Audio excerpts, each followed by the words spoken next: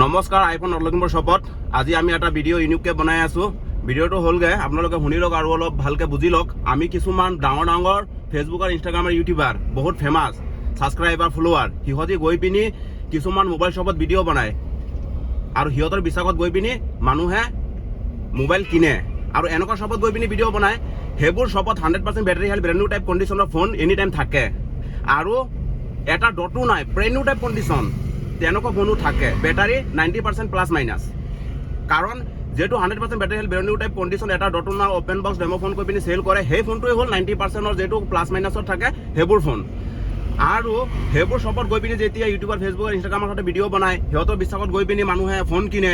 গতিকে সিহঁতিও অকণমান ভালকৈ ইনকুৱাৰী কৰি পিনি ভিডিঅ' বনাব লাগে যে ইহঁতৰ দোকানত কেনেকুৱা মোবাইল চেল কৰি আছে, কেনেকুৱা ফোন থাকে, আৰু সেইবোৰ ফোনটো কাষ্টমাৰে কিনি পিনি সিহঁতৰতো চুনা লাগিছে।